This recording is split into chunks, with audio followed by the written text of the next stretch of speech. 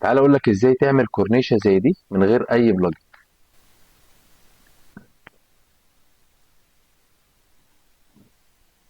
هتيجي هنا تعمل ريكتانجل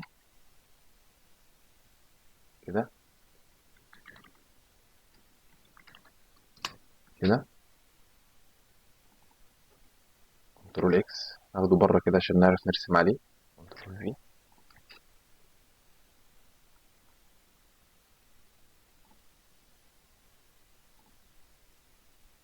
هنعمل كده دلت الجزء ده، بعد كده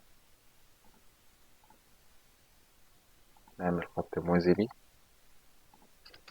كده، كليت.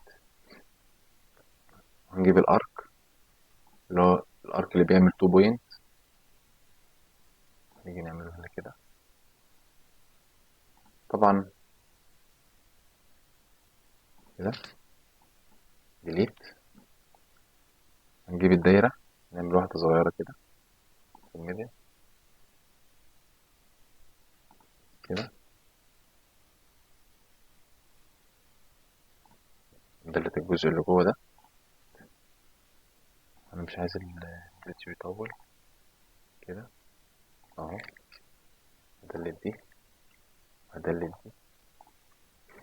ده البروفايل اللي هتمشي عليه شكل الكورنيش. هاخده كده كوبي، هاجي امسكه من هنا من فوق، واجي مثلا هنا اسيبه هنا، وبعدين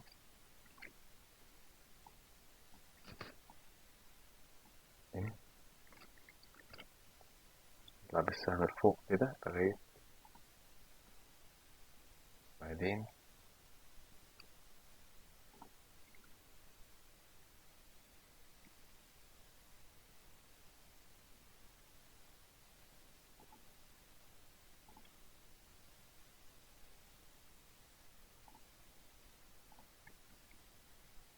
اهم حاجه البوزيشن يبقى بالشكل اللي انت شايفه ده كده.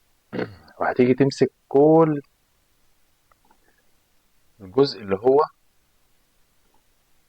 اللاين. انا مش عامله جروب، مش عامله جروب. لو انت عامله جروب، او انت لو عامل في شغلك جروب، هتدخل جوه الجروب وتمسك اللاين ده اهو، اللاين كده. انا عامل لك كذا شكل بحيث الموضوع يبقى صعب شويه. اهم حاجه ان انا امسك كلهم جروب واحد، واجي هنا اروح على اداه فولو مي، امسك فولو مي،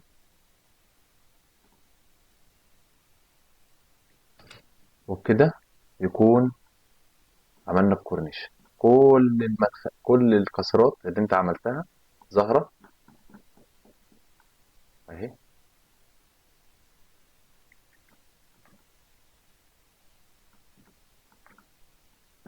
احلى كورنيشه من غير اي بلجن.